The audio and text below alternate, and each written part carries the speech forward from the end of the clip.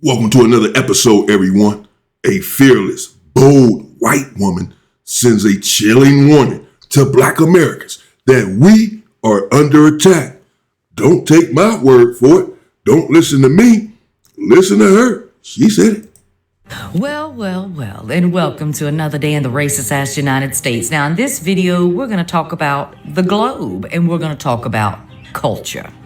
Because there's one culture here, dear, that's under attack, and it's going to affect everyone, no matter where you live. Did you know that there's one culture that dominates the globe? Everything from the clothes that you wear, to the food that you eat, to the music that you listen to. One culture that dominates, baby. I mean, dominates. Black American culture. And it's under attack here in the US of A. And you might be thinking to yourself, what the fuck is this white girl talking about today? Who brought you jazz? Black Americans. Who brought you rhythm and blues? Black Americans. Who brought you soul? Black Americans. And this one's really gonna sting. Who brought you rock and roll? Black Americans did. In places like Muscle Shoals, Alabama, and Memphis, Tennessee.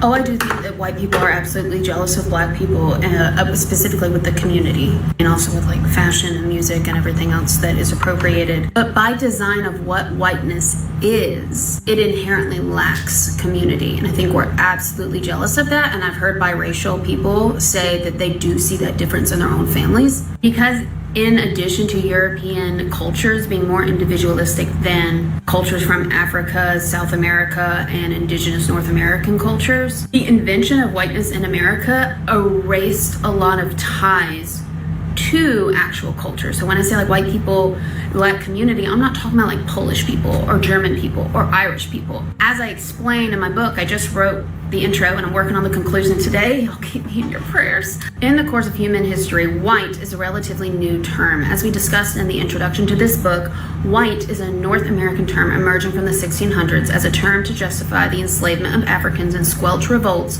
from poor Europeans and indentured servants. Before this term, Europeans would identify with their nationalities. The Irish, Italians, Germans, French are all very different cultures.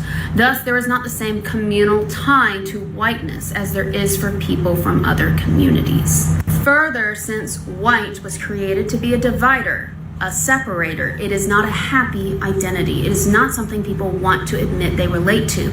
It doesn't have a rich, healthy history. Speaking as a white American who has conducted national level research on white Americans, we tend to say things like we have German, Irish, Italian, etc. ancestry, even if we have never been to those places. This is because all white Americans have ties to immigration, and because these identities are actual cultures, they do not have roots only in oppression. Now, we know who started colonization, right? So this is the book I'm trying to finish by Monday. Yeah, we know who started colonization. Thank you very much.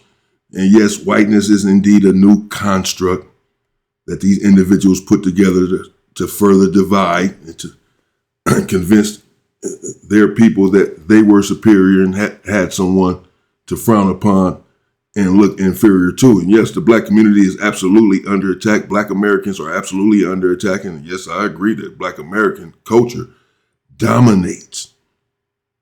And these individuals, they hate us and love our culture at the same time. It's despicable.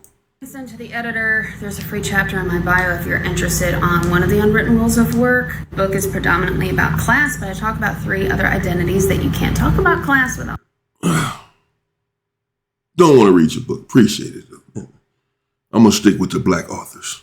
Talking about these other identities, and race is absolutely one of them. That was Black Americans who brought that to you. Rap, dear, Black Americans brought that everywhere. You can go all across the globe and you will find some soul food. Yes, you will, boo. Let's talk about the clothes that you wear, the way you do your hair, your makeup too, brought to you by Black American culture, boo. As a matter of fact, Black American culture and their fashion has reached the heights of Gucci, Versace, honey, name a house today.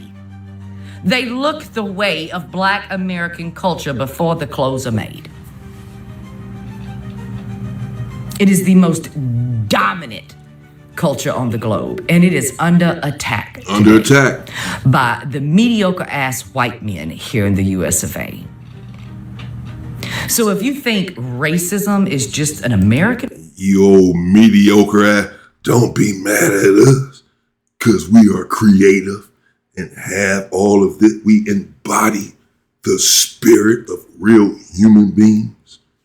These individuals just can't understand it. What do you expect? We're native to the land, to the earth. You're just upset and jealous because you individuals can't muster up an iota of spirit. Get over it. problem, baby? Well, it could affect your style, your music, your hairdo, the food you fucking eat. Yeah. And your freedom, too. Mm-hmm. Because it was Black Americans, Black. baby, that set the stage for civil rights for every fucking body across the globe. Everybody across the globe. It was black people that set the stage, made it possible, paved the way for you individuals to do anything or have anything here in this country that we built. You ungrateful people. Don't forget, we're your daddy. Literally.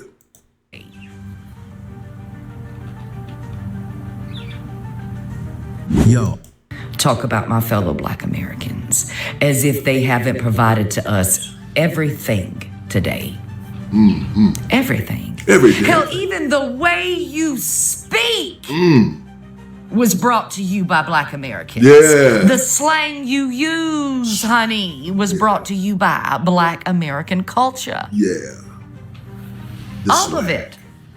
The swag. Black American culture. Where would you be without us?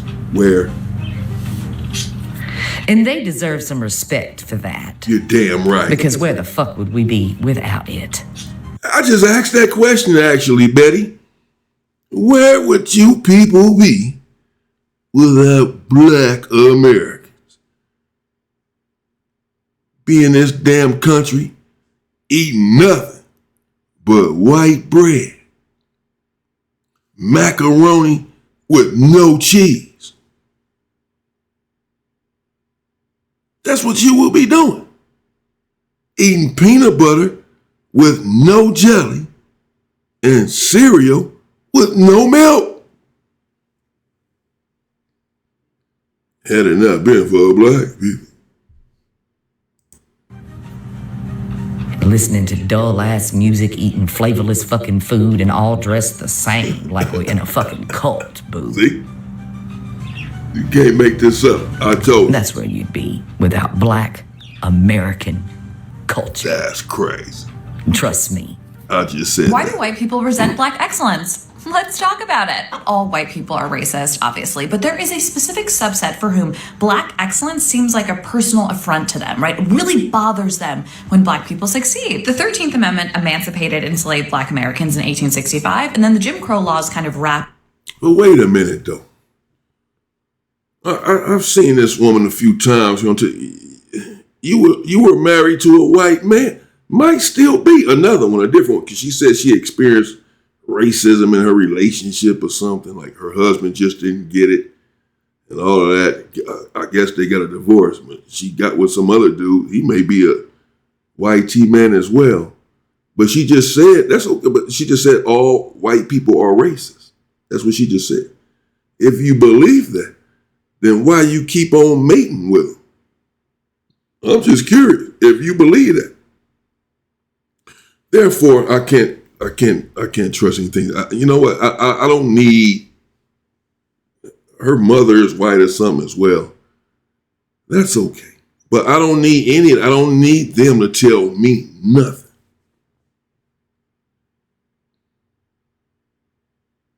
Now, I don't need you to tell me anything about my people and my coach. I don't need it. Especially if you lied down, opened up, bent over. For one of them, that's out.